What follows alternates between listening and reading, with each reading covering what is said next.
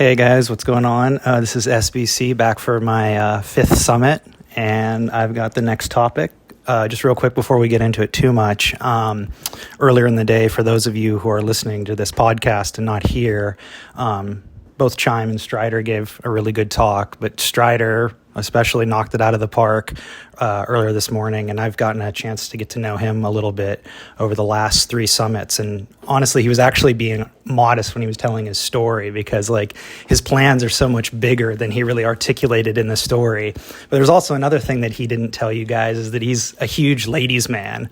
When we were at the bar last night, as soon as we walked in, there was this chick, and she was with her dude, and I don't know if they were married or just boyfriend and girlfriend, but as soon as Strider just even looked at her and said one word, her eyes just like glaring at him, and the guy was having to like hold her back, like, oh my God, because this chick was about to leave with him. So yeah. I didn't But yeah, he held back. So I just wanted to share that. So yeah, you guys know that about Strider. But anyway, so for this talk, to kind of give you a little bit of a background. So Ronin did a video about 2-3 months ago called I'm Red Pilled, Now What?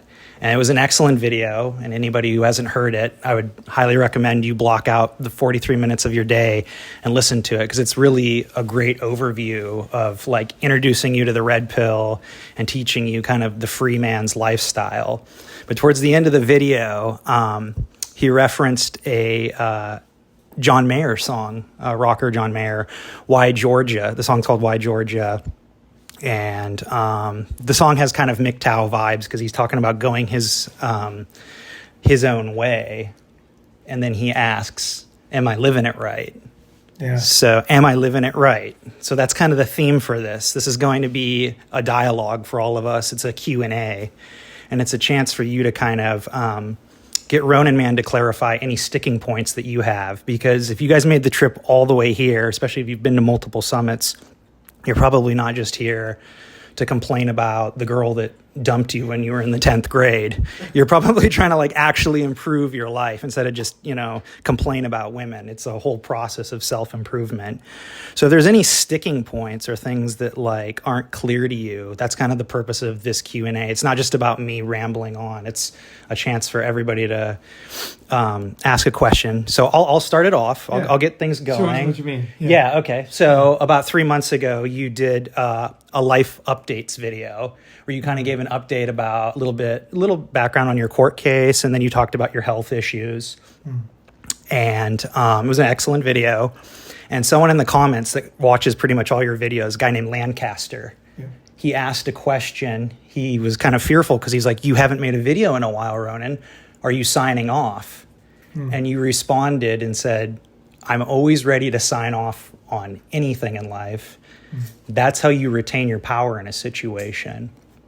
Maybe you could speak to that a little bit and help the guys evaluate when things happen in life. Like, when do you know when to cut bait? Like, when is it that when you're evaluating a situation, because things will ebb and flow, and you might hit a downturn, but that doesn't mean you just immediately cut bait on it. And this can apply to jobs, women, cities you live in. Like, what's the process you go through when you're evaluating when you're going to cut bait on something and move on to something else? It's not really a process. It's simpler than that.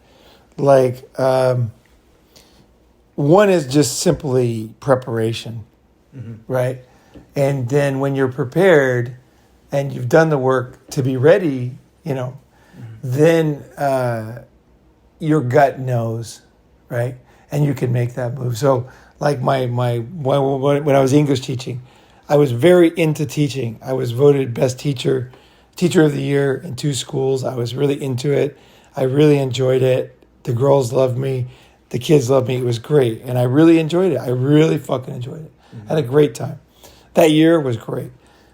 But after a certain amount of years of doing it, I was losing, like, it was like teaching English to Japanese was actually, a lot of people just do it for money. I was actually enjoying it. I was finding the right people, and I was really getting into it, And then one year I remember I was teaching at this junior college, and the I got to the class and I memorized all my students' names.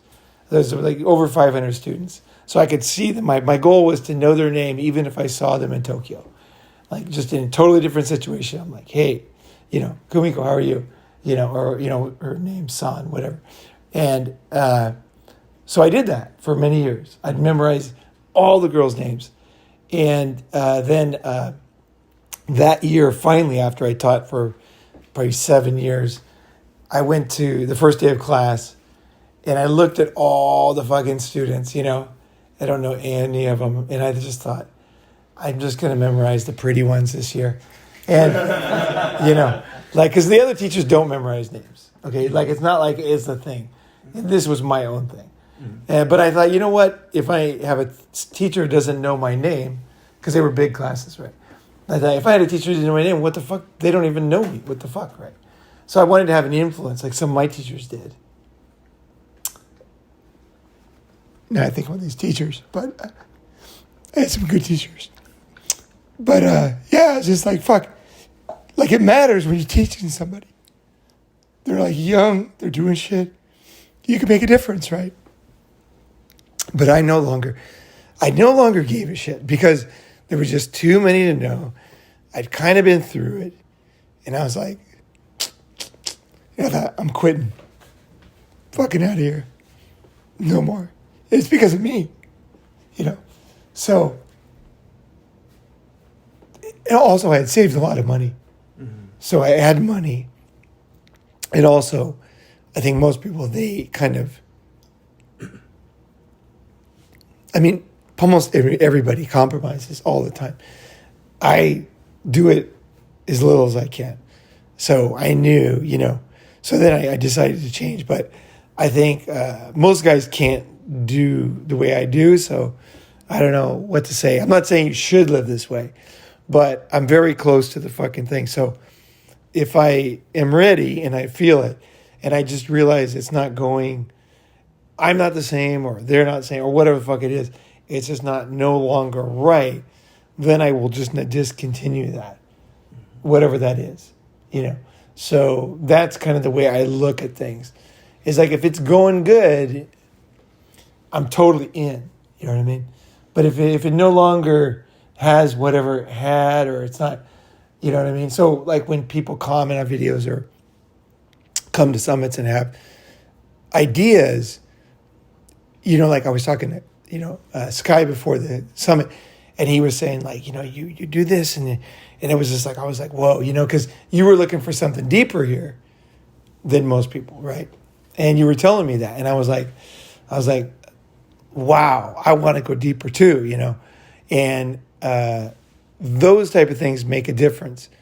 You know what I mean? Because at the end of the day, I just don't do things for money. And because it just, I don't know. I can always find something that I'm good at that I can do, right? Mm-hmm. So I think I look at, is people into it? Is it working? You know what I mean? Is it, people making the changes? So it's not just questions. Like, I want to see guys doing shit, like making changes. So if I felt like, no one's doing stuff, they're all entertained, but they're not doing stuff, that would be stuff I wouldn't be into, right? Mm-hmm. You know what I mean? And then I would probably find something else to do, right? So you know what I mean? But right now I'm totally into it. Like my kind of thinking is I'd like to go from this to starting a foundation where we get, some real money and start doing things physically for guys. Like, but very unique that no one else does, and I'd like to do that, but somebody would need to donate like some money because this would be a big thing. And also I'd like to have like a headquarters where if guys are hurting or hang out, they can just come hang out there for a while. Like a house. Yeah. We got a house somewhere. Everybody can just come. Someone's hurting for a bit. Come fucking stay in the house for a while. You know what I mean? Like no rent, And we can, and then also I'd like to help guys that only help guys that are worth it. That are ready to fucking, the one thing I hate about fucking charities and all this is they just make a rule. We're going to give money to this age and these people. And then, there's so many scumbags out there and I saw this in San Francisco. They were giving out free food, and everybody in that line was from some country I've lived in, and they were all lying. They all had money, and they were getting free food. Yeah. And I was just like, this is so fucking stupid. Like, these people at this church, they know these people have money and own real estate and stuff. And they're getting these free vegetables. They're just wearing shitty clothes that morning and then showing up and getting their free vegetables. And they go home and fry them up, right? And I'm like, this is fucking stupid. Like, and I said to the fucking priest guy or whatever, this is fucking totally ridiculous, you know? And I was like, this is so stupid because, and you know, it was like, whatever, you know, they raise money based on something and then they just kind of have to help everybody. I want to be very, very selective and very, very radical in how we do it. So I'm very motivated right now, so I don't want people to think I'm not, because otherwise I wouldn't be, right? I'm very motivated, and I want to take it to that bigger level. But if I can't take it to the bigger level, then I probably might think about that. Like, I'd like to take it where we more permanent, more bigger, right? You know, there's a lot of guys, like cool guys now, and, you know, guys with a lot of value, you know, to do other stuff, right? Bigger stuff. And so, yeah, I want to, but if things don't, you know, they're just kind of like, oh, you know, now it's just a event. You know what I mean? People say, well, do you do events? You know, it's like, no. Event is a bunch of guys standing up there talking bullshit. You know what I mean? And disconnected topics, and there's no reality. There's no honesty. There's no sharing. And everybody comes, goes home, back to the hotel, sleeps, comes back in the morning, gets drunk, comes back. You know, it's like I've been to plenty of them. And what we're doing here is very different, right? So as long as it keeps ramping up, and so far it's just been ramping up, getting better, getting more, you know, like that comment that you made, like that was like, I was like, whoa. Because I was like, well, you're actually thinking about it and wanting to push it and knowing we can push it to another level. I don't remember the words you said. You probably remember, but you was just like, fuck yeah, like that's fucking shit, you know. And so, you know, maybe you have to leave some people behind, you know, but that's fine. It just keep going forward, you know what I mean? And you keep up kind of thing, right? Mm-hmm. So, but yeah, just keep going forward. Like, fuck. So, but if I'm not feeling that, fuck, this is, you know, oh, who, you know what I mean? Right. So that's how I make the decision is be ready, you know what I mean? Save money so you can always leave, right? That's a fundamental. Always be unblackmailable. So you can do it. I mean, you can always do it because if you're just totally willing to sacrifice everything and be homeless or whatever, you know, you can always do it, and I will. So that's true. But it's better not to always have to, you know, you want to have like a bunch of cash and some assets and stuff like that. And then you can really take your time for the new thing, you know, because again, I don't want to just get involved in something that's bullshit, right? You know what I mean? So that's how I make the decision. And that's how I prepare to, it's not about making the decision at the end of the day. It's about taking the action. So the action comes from the preparation, right? Because I know any fucking day, if things are not going, like they're not just, the juice is not there, I just fucking go to Thailand. I get my fucking apartment, $300 a month. I have a great fucking life for $1,000 a month. Mm-hmm. And I'm laughing until the next idea comes, right? So I don't have to work a shitty job or compromise something. Because I always have that great, and that is I really enjoy those times when I take a break. You know, I really enjoy when I'm like, okay, now I got to figure out what I want to do with who I am now, what I got now, what energy I have, people I know, and given, you know, taking the wisdom of the learnings I've had so far, things that don't work, do work, you know, and how long they take to get going, you know, all that stuff, right? So taking a break for me is easy and enjoyable. So that's like a knife for boring things and things that suck. It's like a knife because it's just like I'm not married. I don't have a dog. I don't have I just could just easily say, you know, time for Thailand for another year or two, figure out what the fuck I'm going to do, you know, and then start talking to friends, having fun, walking around, brainstorming, you know, that kind of thing. And then eventually, you know, something's going to come, right? Mm-hmm. That's it. But kind of like,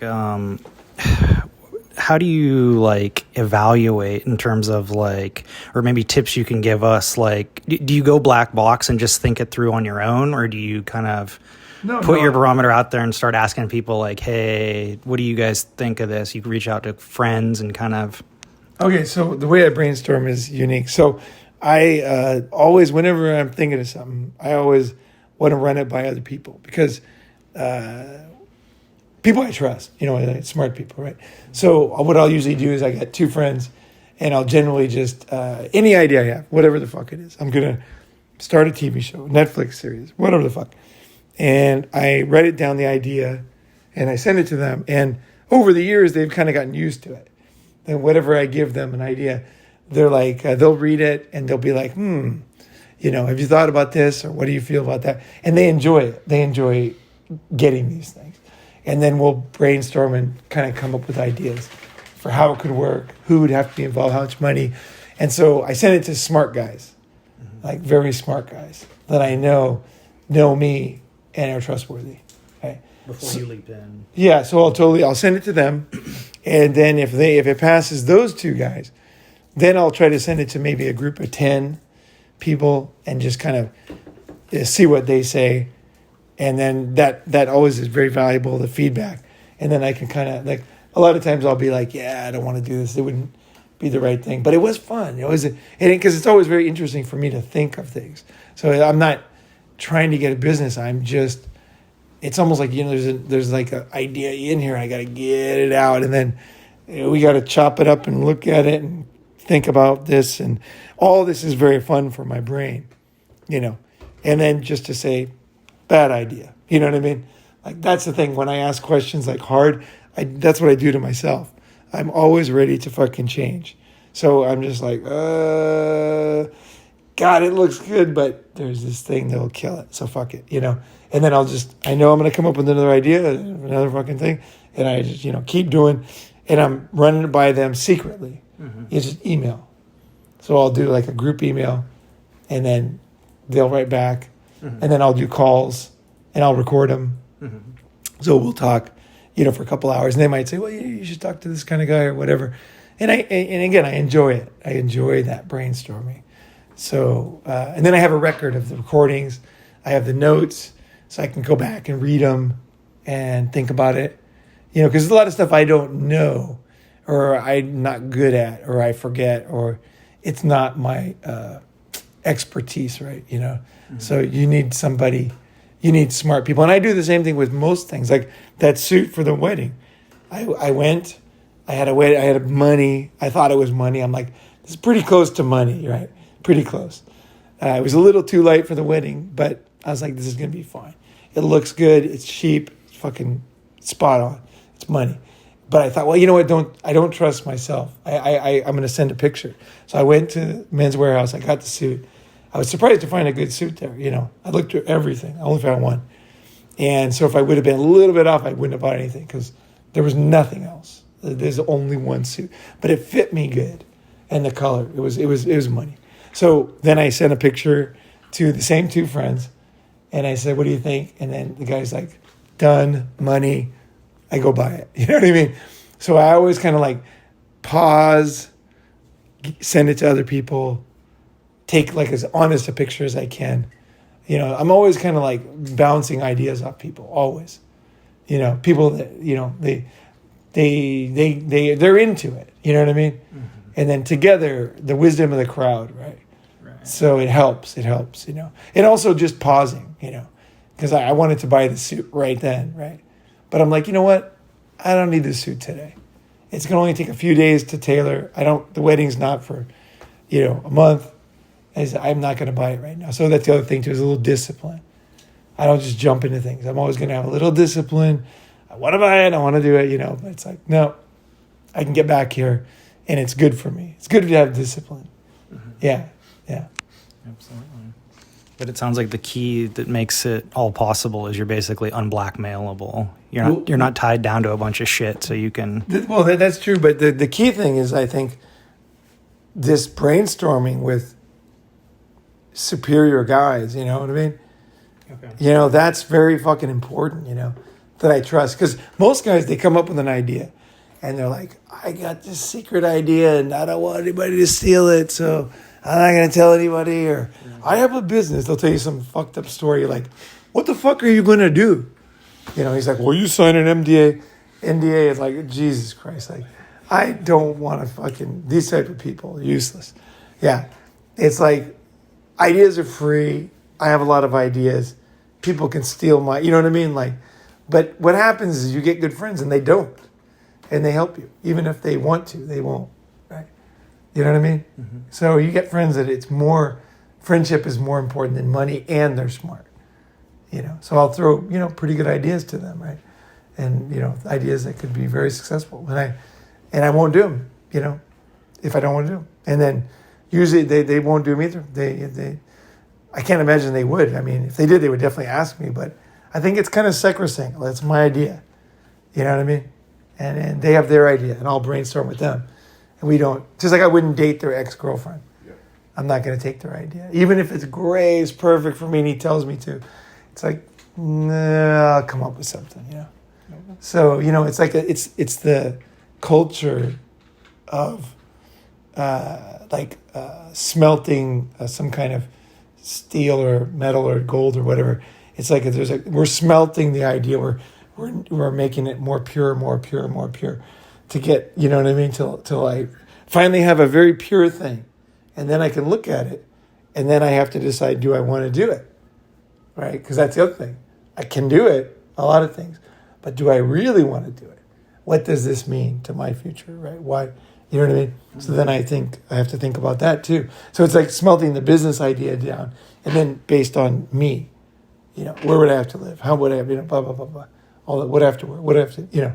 Mm-hmm. So it's like that constant. It's like fighters, like, you know, they're always like grappling. It's like we're grappling the ideas, right? We're grappling. And that's kind of what I probably do a little bit in the videos too, you know. But that's the way that's kind of the secret process, because I don't share it with everybody. Right. You know what I mean? Have you ever looked back with some regret, like you left a business or a girl or a city and you're like, ah, shit, maybe I cut and run too quick? Or once you make the decision, it's pretty much final? Oh, I mean, one of my friends told me, he's like, you know, you were happiest when you were teaching English, you know. And I thought, yeah, well, I was pretty happy, you know. And you never know how your life would turn out if you did this or that.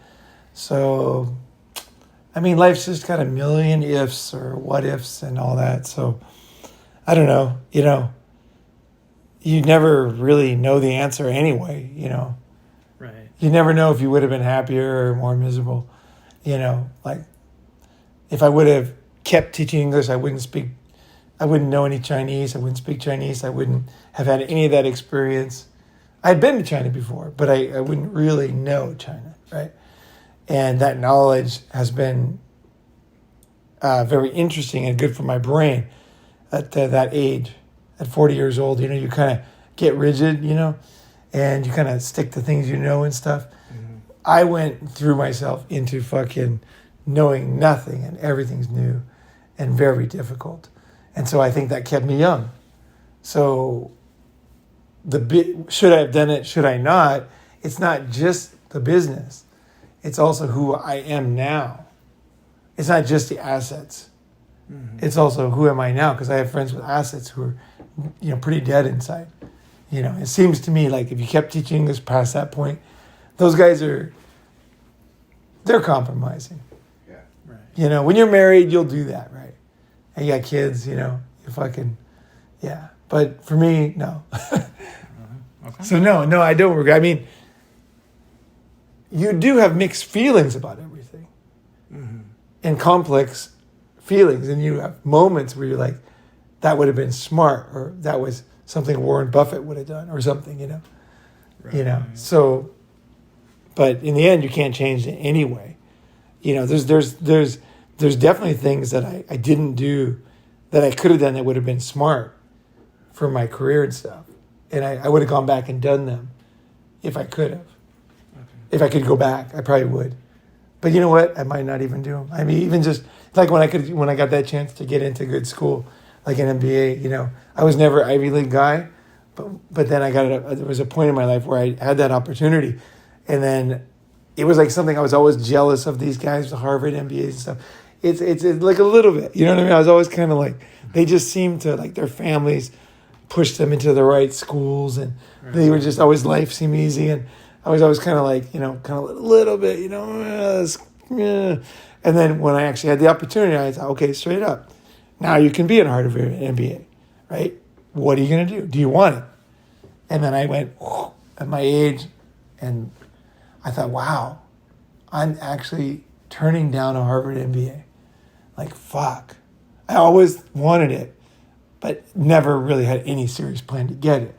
It was just kind of a little thing in my mind. You know, those guys have it easy and it's good. And when I finally had it, I straight up had to decide, like, as a man, like, real serious, do I want to do this or not? Because it'll change my whole life, right? And I thought, you know what? Fuck Harvard, fuck an MBA. I don't want one, right? So it was that finally I was able to make that decision, you know. Okay. Yeah. Right. Because an MBA only has you work in certain circumstances. Hey, Elon Musk hates MBAs, by the way. Yeah. You know what I mean? Like, they're just thinking about being. I'm sure there's good MBAs, but it is interesting that a guy like Elon Musk is not. You know what I mean? Like, it's like, if you're going to be a corporate guy, yeah, you need the fucking letters, right? But, you know, I don't want to put down MBAs, because I'm sure there's, like I said about corporate guys and Chimes thing, I'm sure there's like killer, insanely smart guys who have great lives and great companies who got an MBA, made good contacts. Mm-hmm. You know what I mean? But those guys would admit more than anybody that there's a bunch of fucking guys just dotting their I's and T's with them, right? You know. Okay. This is Giovanni again. I was just going to ask SBT to reiterate the question, because I don't know if you want to just move to another topic. You probably got other things you want to cover. But it was related to, like, your attachment to things and how you, I think your question was, how do you move on? Was that it? Right. Yeah. Because Ronin had answered. So there's a member. Sorry. There's a member that follows the channel named Lancaster, and I've never met him. I don't know if he's been to a summit, but he posts really good comments. And Ronin hadn't made a video in a while, and he asked Ronin, or he said rather, that he was worried that Ronin was signing off, and Ronin responded and said, I'm ready to sign off on anything in life, whether it be a job, a girl, a city, anything that I'm working on, because that's how you retain your power. Yeah, but what I meant was what I said, is that you change, and you it's not really retain your power. It's like you change. Yeah. You know, it's got to be juice, man. Like, this thing is a mutual thing. If you guys aren't learning, you know, if it's not going, I'm not sitting here. You know what I mean? Like, it's got to be a thing where everything's fucking moving. Okay. People are like fucking getting it. You know what I mean? It is like, I get a lot of motivation from seeing people do stuff and you know, being open to stuff and learning. You know what I mean? Like, that's what I'm talking about. Because it's my side is doing it, but it's you guys doing stuff that it's like, okay, yeah, the fucking thing is rocking. We're going to fucking go deeper. Yeah, fuck yeah. You know what I mean? Because I know it's not me. It's like it really is everybody, you know. Because I'm doing it for a reason, so that it has an effect, right? So that it helps things, makes things better. You know what I mean? Right. So I guess and that's people listening, right? Yeah, so my question was like, what's the assessment process that Ronin uses that we can kind of take with us? Because, you know, you'll be at a job and maybe you'll hit a low point. Maybe you're dating a girl and things are good for a while, then they're bad, then they'll go good. So, like, when do you cut bait? The reason why I didn't answer it, I realize now, I remember, is because it's all a lie. You fucking know way before this question. Okay. Everything you were thinking about, you should leave. Yeah. Okay. Yeah. You already know you should leave, and you're just dragging your feet. Yeah. Yeah. Intuition. If you're asking the question, it's that's kind of a sign. Yeah. You're actually trying to you're trying to delay yourself when you're doing that. You know. It's just a bullshit question. Yeah. It's like someone says, "How do I save money?" Yeah. It's like, no. It's a process. When do you save money? Put money in the bank today. It's not how. Yeah. Fucking start saving money. You know what I mean? Just fucking, you want to get in shape, go to the fucking gym. How do I go, get in shape? How do I? Everybody will ask you, how? And you just say, when? You know what I mean? Now, I'm not always a, taskmaster and pointing this out, but it is a key thing, right? So when you ask a question like that, that's why I was hearing the bullshit in the question. That's why I didn't answer, because I'm like, okay, he really knows and he's not going to do it, or he's not ready to do it, or there's something he's not analyzed yet. We can hash it out, whatever those were. But you call it intuition? But, I mean, you just fucking know shit. You know what I mean? Like, don't lie to yourself. You don't need some fucking hocus pocus shit. You know, right, what you want to do and you don't. It's just, no one, you don't need no fucking special technique for that. It's just that you're so used to bullshitting yourself. You're so used to lying that you're like, oh, I need to answer for this one. It's like, no, you fucking know that this thing sucks. Move on, and then but of course do it in the right way. Right. Like plan it out.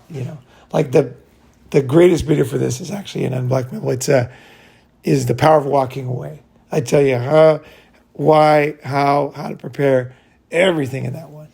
And it's like you don't just, like, you're not like a kid anymore. You don't just go and announce, you want to plan it out so you're ready. So that when you do it, it's like a ninja. You fucking the plan is perfect. No one can get in your way. It's like leaving the bank, right? You're just shooting everybody, You're just like, you got a plan, you're going to execute right now. And if it gets in your way, you're fucking out of here, right? Right. Getaway cars there. Everything's been thought out. Yeah. You're not sabotaging yourself, right? So, yeah. All right, I'll do one more question and then I'll let someone else go. In the same life updates video, towards the end, you made a comment that really caught my attention. You called out guys who are acting as weekend red pillars. And I thought that was kind of funny, but I thought about it a little bit. And this almost goes off of kind of what Chime was talking about, working the corporate job or the government job is like, I guess I just want clarification on what you mean by that. Like, are you saying that guys that are still partially in the system are weekend red pillars? Or because I feel like maybe I'm still kind of a bit of a weekend red pillar in the sense that, I still work a corporate job. I still have aspects of my life that are blackmailable. So just maybe to clarify what you meant by that comment about a weekend red pillar. What I said in addition. Do you remember what I said in addition to that? What was my example? It was at the very end of the video, and you just said there's a lot of weekend red pillars out there. What was I saying before that? What was the think about it? You were bouncing around to a lot of topics. But okay, yeah, I mean... You're like, there's a lot of that going on. And, I just kind of realized that there's a lot of, people that are not... It's not that they have to commit. It's not like, you got to commit yourself to Jesus or anything. It's like that's kind of the old, tired, motivational thing. I'm not saying that. I'm just saying, like, a lot of people are just not that... There's fucking content creators that are going and getting married, having kids, and lying to everybody. Mm-hmm. Tons of them. Yeah. Like they're Mr. fucking Red Pill, and they're like totally lying to everybody.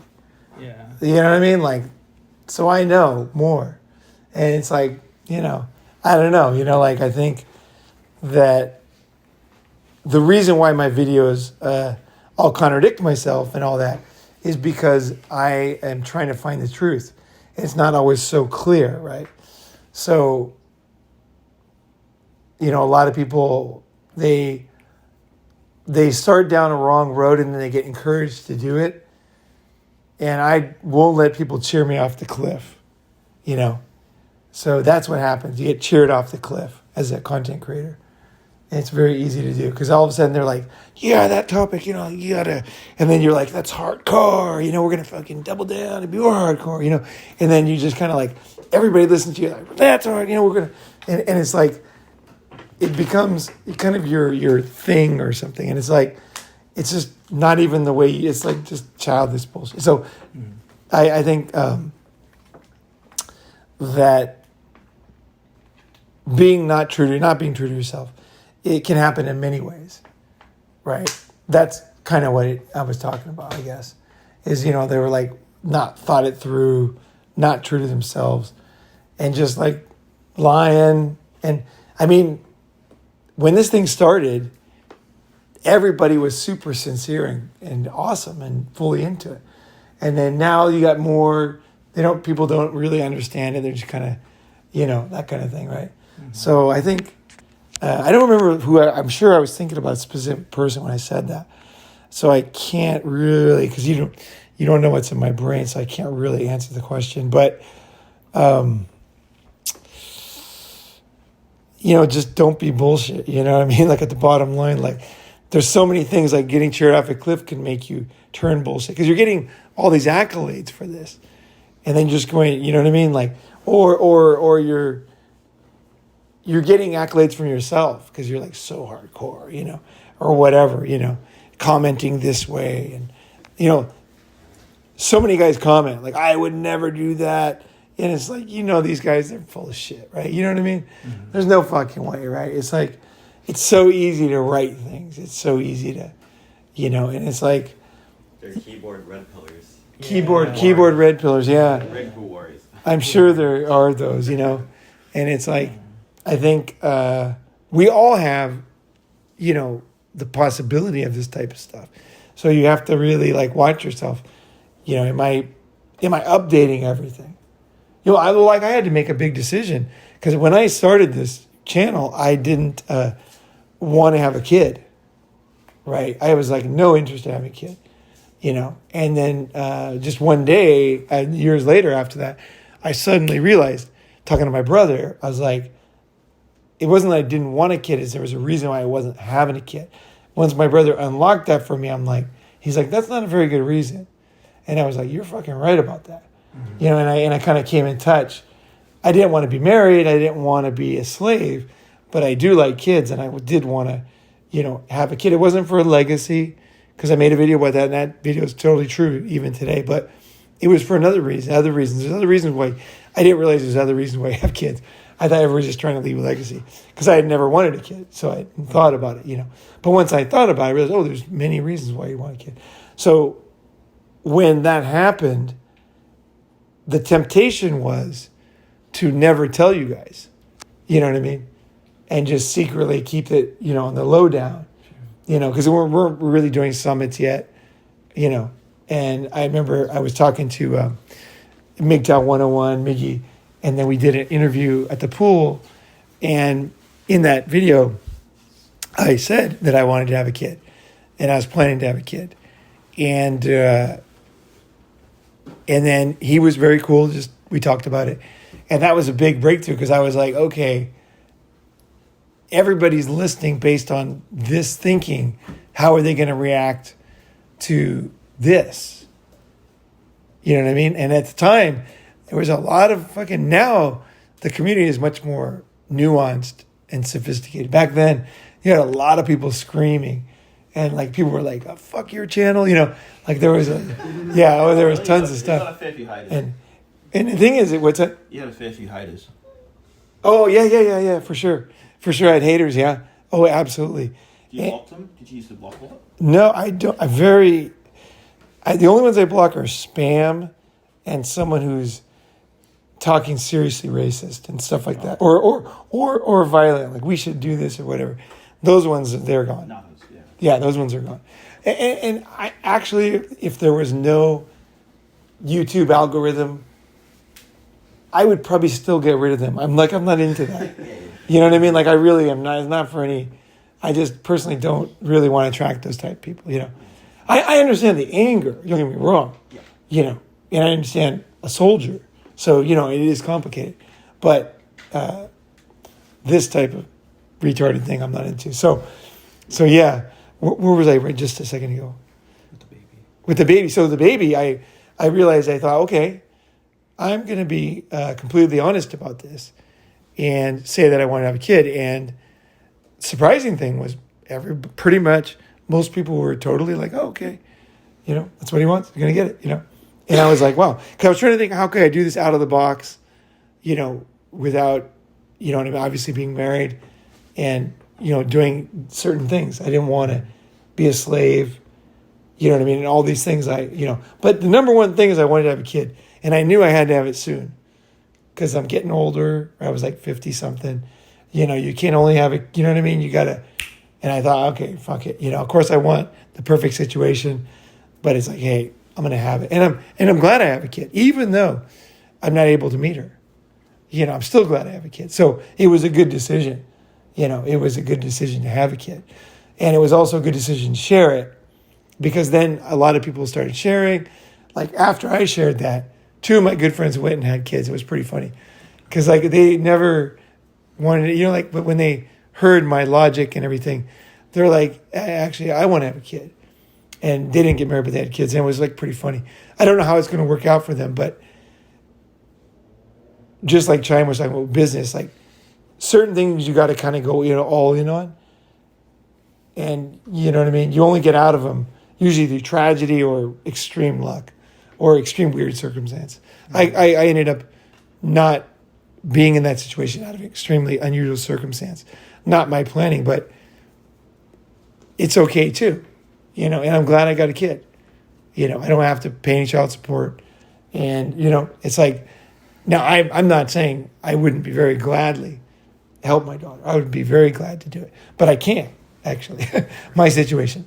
So it's a weird court case. But anyway, I'm glad I was honest. I'm glad I kept talking about it and finally recognized what was blocking me from that, wanting to do it, same time true to myself, and not wanting to just go get married and live in the suburbs. I didn't want that. So I was like, I want a very unusual situation here.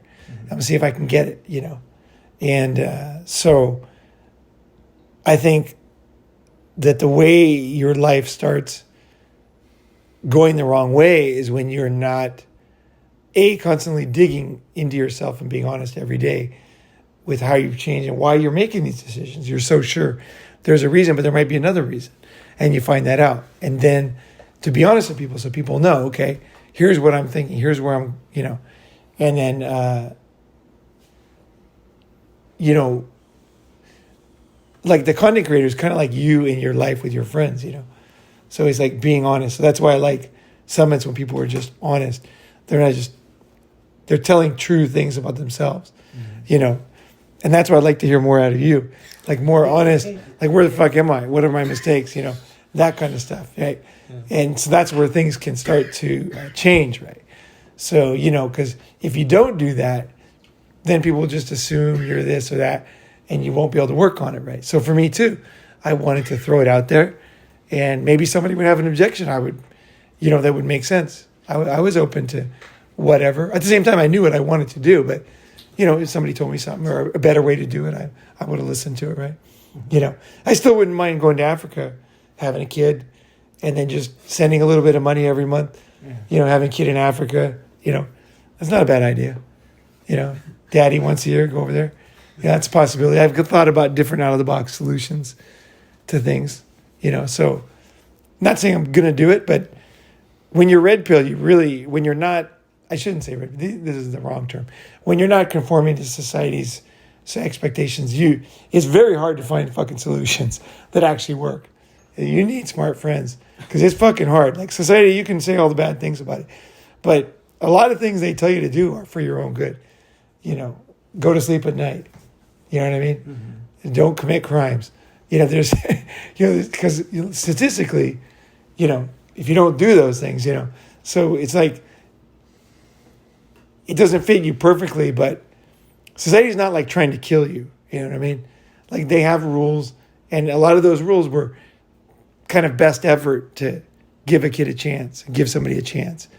And so when you break out of that, you have to give respect to that too, and realize, there's a lot of things can get fucked up over time and stuff, but basically it's not like they're all against you.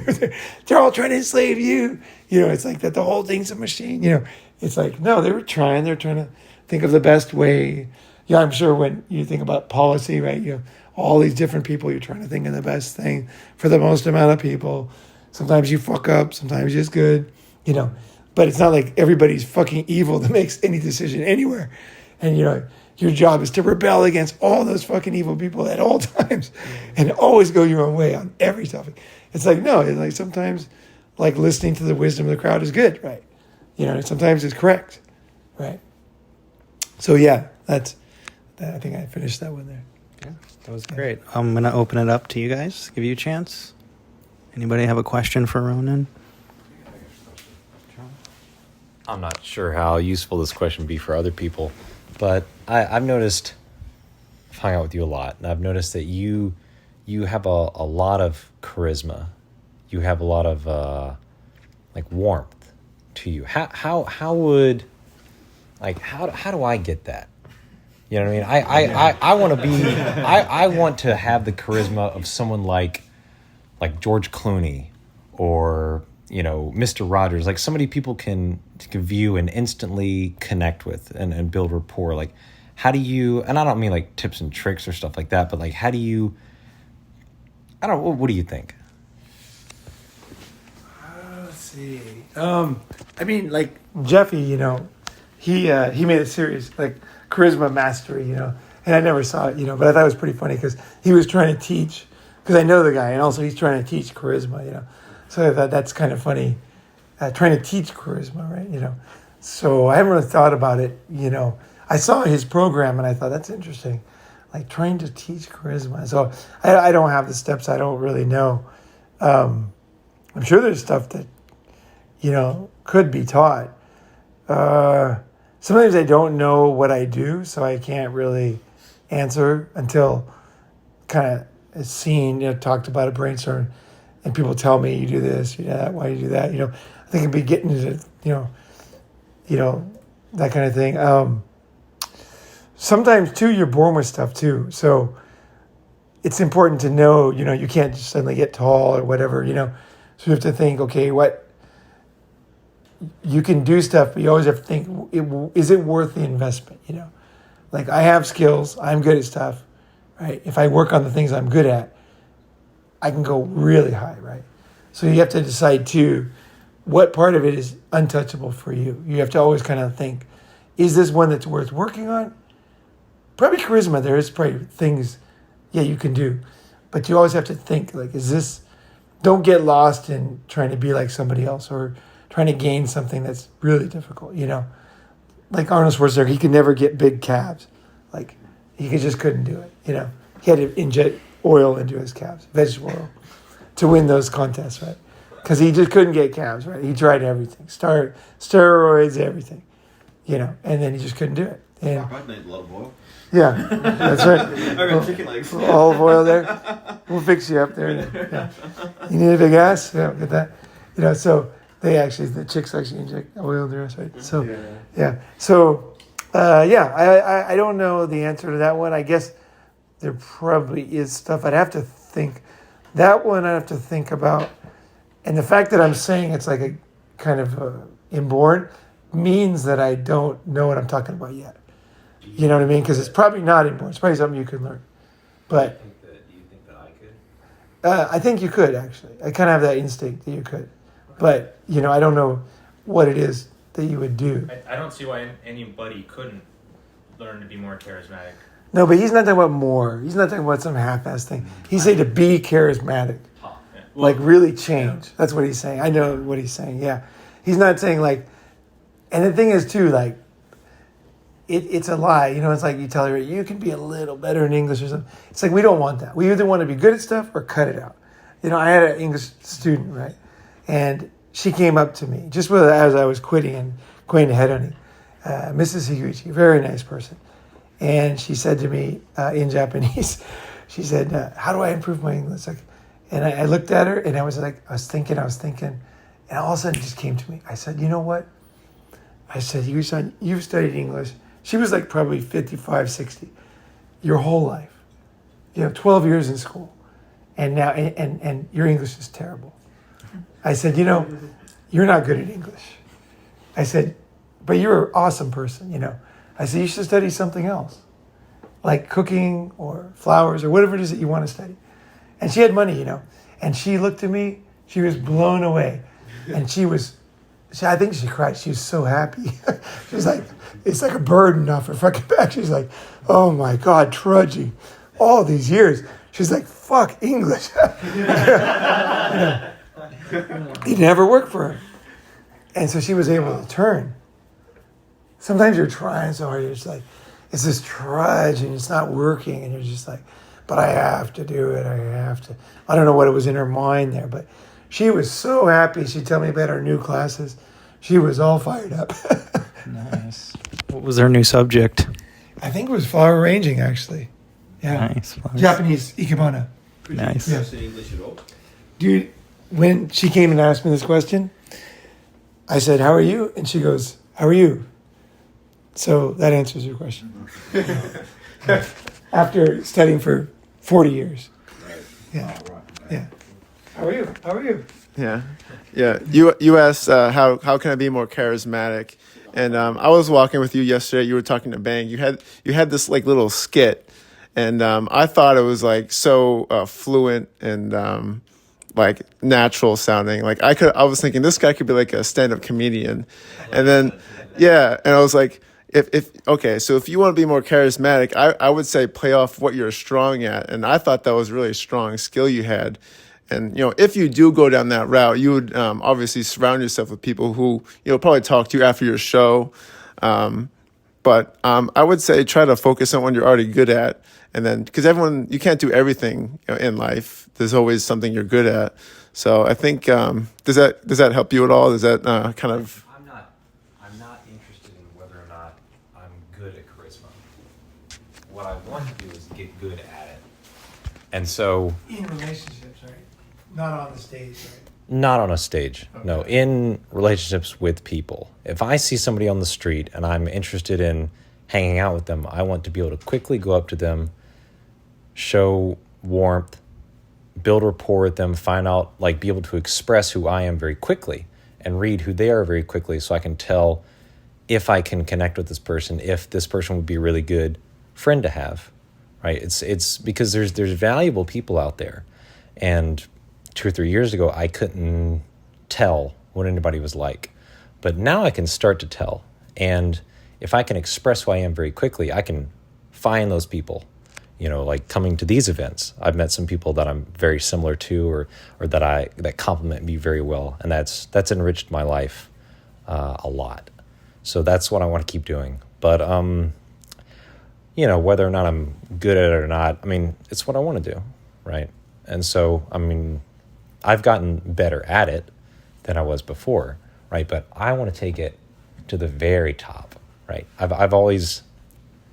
I'm not interested in many things, but the things I'm interested in, I've always taken to the extreme. So grades. I was super interested in grades and, beating out the competition and seeing how close I could get to 100 and, and stuff like that. So it doesn't matter. Okay, I'll think about it. I don't have the answer right now. I'll just say one more thing. Yeah, I don't have the answer right now, but I understand that you have gotten better. But I didn't say that because you already knew that, right? So yeah, I didn't. There's no need. And if I can think of something that could improve it,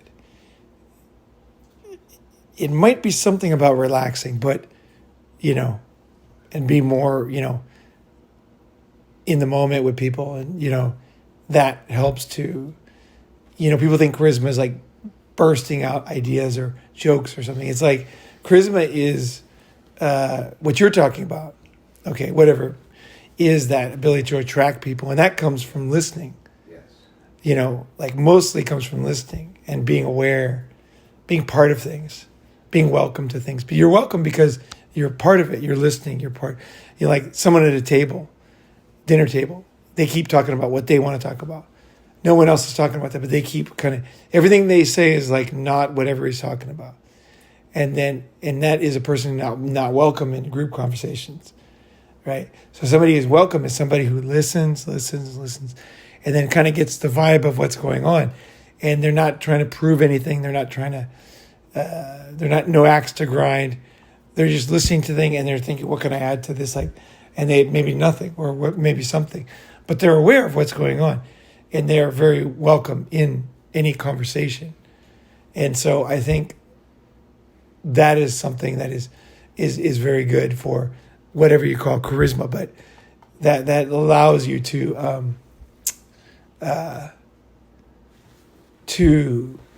you're not charismatic because some God says you are or something. It's because of what you're building with people, right? So if you're not building stuff, if you're not getting, if the chicks are not sleeping with you, you're not building, it's not working, right? So you're as you're building relationships, and I think being a listener is I don't know if it's your problem. I don't think necessarily, but can always be worked on. But I think that's the biggest thing that people miss. Is it's not about you. It's like a drummer. A good drummer plays with the band. He's not doing his solos, and he's like, I'm gonna fucking show you what I can do. I learned some new, whatever. And it's like he's always with you. So you do something jazz, right? He's there with you, and he bounces off you. I think that reciprocation and listening and being part of it, and creating, is what probably is going to give you what you want, whatever word you use it. The more you can do that. Just one thought, yeah. Okay. Yeah, I just wanted to say something on that. It's a bit airy-fairy, but I think you're going to get more charisma. Well, it's a little bit intellectual, but at the same time, feeling it as well. Opening your heart. Like people say, you got to open your heart. It is a bit fluffy, like Josh was saying. He loves himself. He was up there saying it, and you could feel it when he said that. He said, I love myself. And so his heart was open. So if your heart's closed down, you can't feel what other people are thinking. It's got to come from here. You'll feel it in the guts, what that type of person is. What how you sense it. And so if you start opening this part of your body up physically and from an emotional point of view, it is fluffy, but I think there is something in that people say, open your heart. Because you said yourself you couldn't relate to animals and kids that well at the start. A long time ago. Yeah, okay, but you're saying you did struggle with that. I think that comes from opening your heart and having love for yourself. I mean, I'm not saying I'm perfect at it, but I'm just saying you get a feeling when someone comes from the heart. If you start doing that more, or start developing it from, I don't know, spirituality or whatever floats your boat, you'll start sort of sensing things more from here rather than up here. I understand. Yeah. That's a good point. Yeah. Oh, yeah. It'd be good if I could say something here. Yeah. Because Sean and I have actually been working. We've spent roughly, 40 hours on the phone talking about pretty much this exact topic, because it's something we both want to work on. And there's one book that we've been reading, and it's very interesting to hear, because it's like, wow, I've done so much thought, and you've done so much thought and research, and then you just basically totally nailed it, like exactly what it is. And I think I know how to take it one step further. What did I say that was nailing? Everything you said. Oh. And also, Hamish, what you were saying too, because I think I figured something out just now about you, Sean. Okay. And that is, so the biggest thing in this book we're reading, The Charisma Myth by, I believe, Olivia Fox Cabane. And it's a great book. And one of the biggest elements of charisma is the authenticity. You have to actually believe whatever it is that is. People have a reaction, a threat response reaction to people that are showing different behaviors than they believe.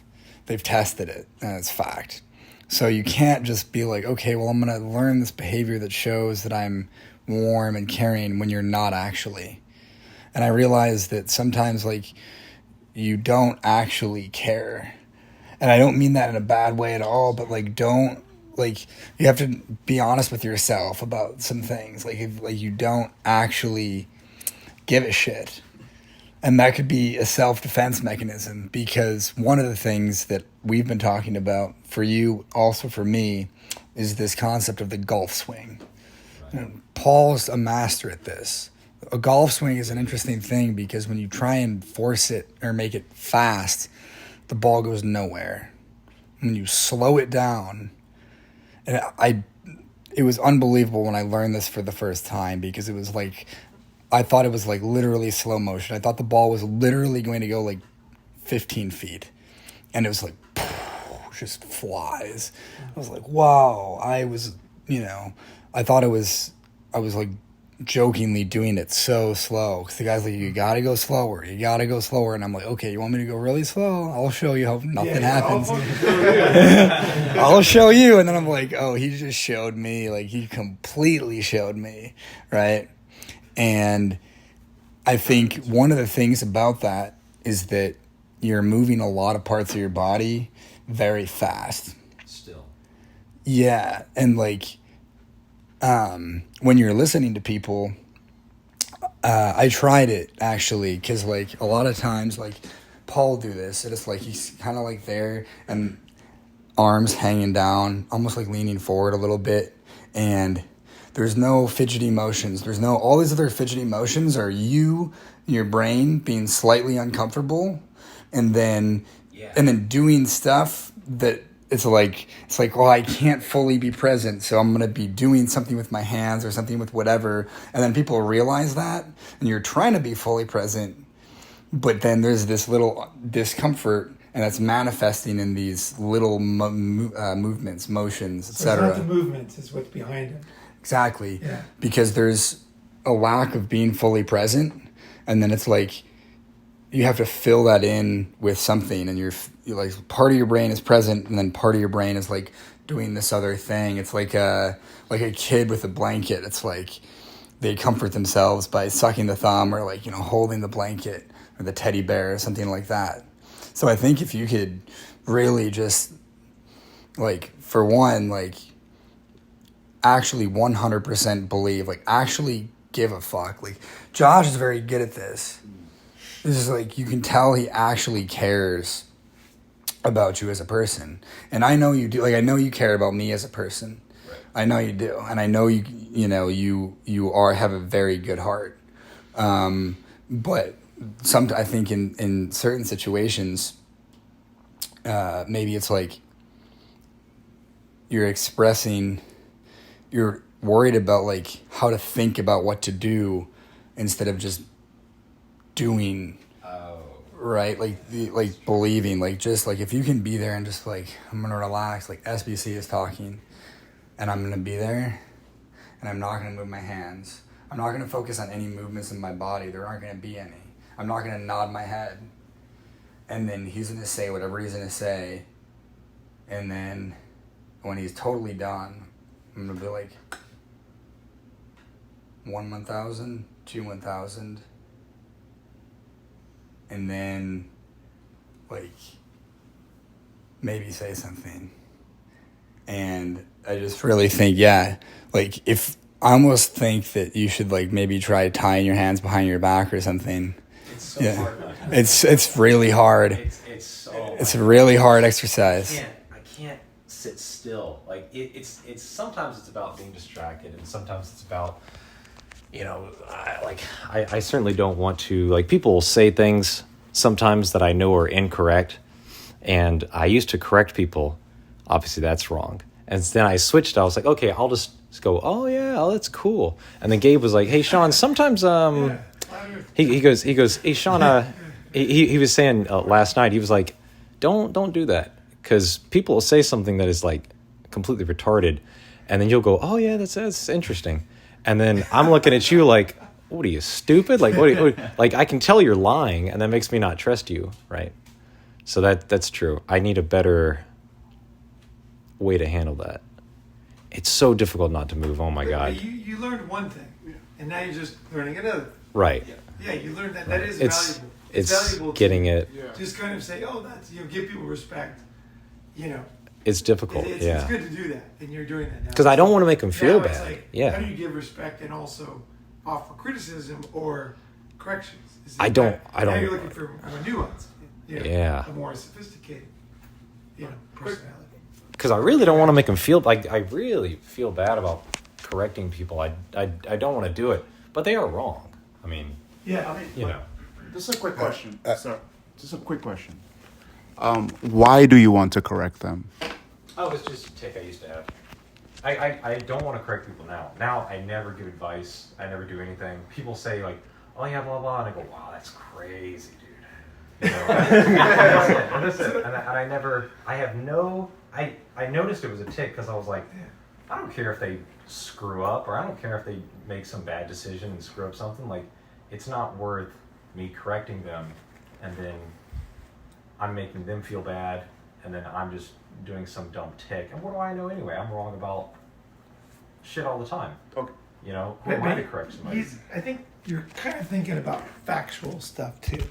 Like he has a very good understanding of a lot of basic laws of the universe, things like that. Yeah. So people will say, whatever it is, Yeah. I think that's in my angel, my guardian angel, and I'm an old soul. So, I've had many lives, blah, blah, blah. And then you're looking and you're like, But the thing and he's like, that is fucking stupid. So, he doesn't know what to say. I really don't want to make them feel bad. Yeah. Like, I Yeah. don't. Yeah. I don't act But the thing Yeah. is, like, the thing is, you said it was a tick, but you didn't answer why did you want to correct them. It was just a tick. That seems Everybody wants like I didn't, but the point is that I don't want to correct people. And now that I notice it's a tick, I stopped, and I have no problem with it. Right? People say crazy. no. What do you mean by tick though? Like you're gonna say like tick is feels like a No, shorthand for something else. So when I was in school, very focused on school, making good grades. When there's an error, you have to correct it right away. When you read your own paper, you find errors and you correct it. When you get good at it, that becomes a habit. And so I just got good at noticing when somebody would make an error. But nobody likes that. Well, I don't do it anymore. I get it, but the thing I'm asking, why did you do it? Because it was a tick. It was a tick I learned from studying. from So school. he's progressed. Hold on, he's progressed to the next level on that, and we all have things that we work on. And he understands that correcting that error that before he thought was important is getting in the way it was of bad, something yeah. bigger. And actually, I know you've got something to say, Connor. The stuff that we are talking about, it resonates for me because it kind of borders on the law of attraction and how you deal with people. And I was just thinking about, number one, if you're interested in listening to somebody, that is charisma, just like we were talking about, because people sense it. They're not just like, how you doing? It's just like, how are you today? And it's just a big distinction. So a lot of the charisma is giving a fuck and wanting to listen. And also, like, for me, like, we went to that bakery today, and, the guy who was outside, I was just talking with him, and we had a great conversation, and I wanted to hear his story, and I was interested, and I could tell he wanted to talk about his cultural heritage in Brooklyn, and it was authentic, and I'm interested in that. So I do feel in many cases that I have charisma, not because of something clever that I say, and sometimes I do, and sometimes I don't, but because I'm genuinely interested in that person. And in the larger picture, I'm always like trying to put together patterns of what people are saying and how they fit in. And like, that guy knew that I was listening to him. And that's charismatic because everybody's got a story and people love to talk about themselves. I mean, that's charismatic. Totally.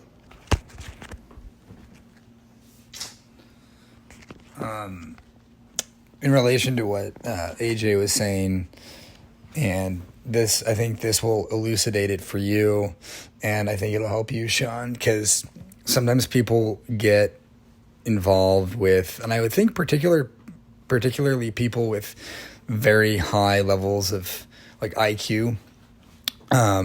It's like exchanging rational and logical factual knowledge.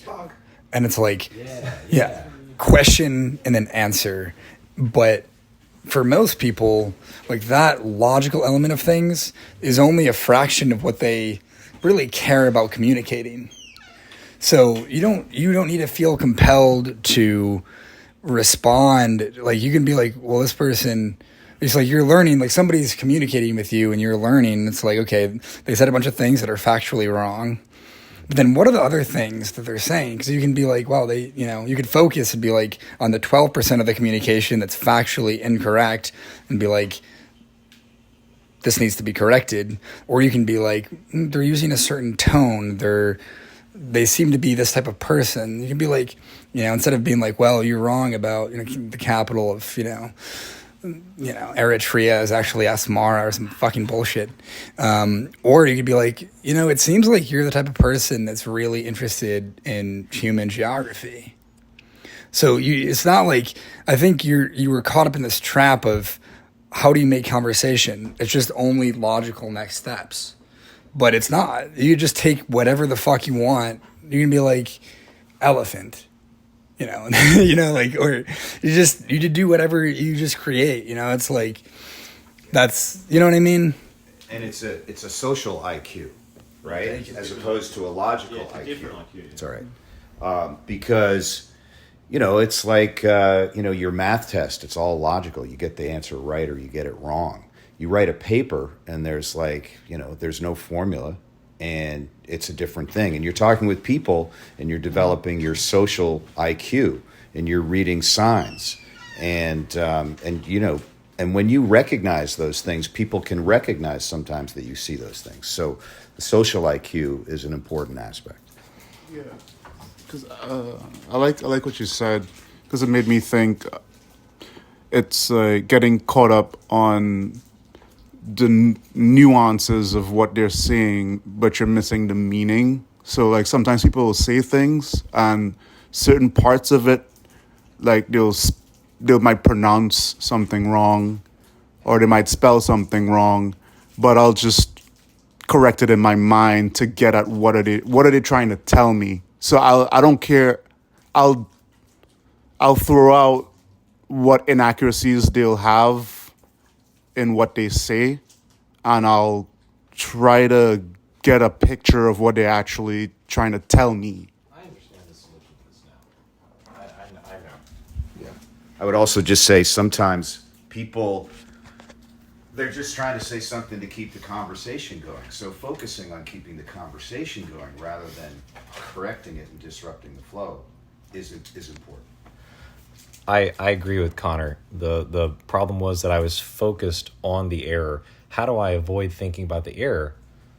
But you can't do that by thinking about the error. By shifting your focus to something else, you can dismiss it. And that's correct. So that makes sense. And that's how I've solved a lot of other problems. I can't believe I didn't think of that. Right when you said it, I was like, oh my God, dude. Well, hey, now you're there. And by the way, you can definitely be at that extreme highest possible level. Like bar none, you can definitely be there, and you're closer than you might think.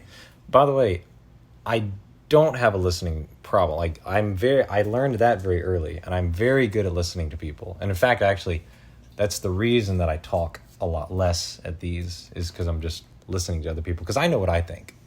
I don't need to narrate it. I don't need to say it. I only say things when I think they're valuable to other people. And I like it. And in fact, actually, people who talk too much really get on my nerves now. Like a lot. I'm the exact opposite. But I'm not talking about, because there are people that are good listeners, but they're not top charisma, right? I'm talking about getting all the way to the top in the same way that I did with grades or with some of the other stuff I'm not going to talk about. I think one thing too is that the better you know, of course, the better you know other people, right? But also the better you know yourself. The more, you know what I mean? Like the things you say, they're like, a lot of people don't know themselves that well. So they say stuff that's not really true, but they think it's kind of true. Or, like the clearer your thinking is on yourself, the more you can make an intelligent comment on something. You know what I mean? You got to know yourself. You got to listen to them, but you got to know yourself, right? That's the balance, right? So that you can, I think you're very good at quipping, like jokes and stuff. I like amazingly sharp. Yeah. It's like, sometimes it's so fast, you don't even laugh because you're like, oop. It's like, and it's actually quite hilarious, right? Because you'll just come right in. So you do listen and you are able to react. But I'm gonna think more. I disagree with.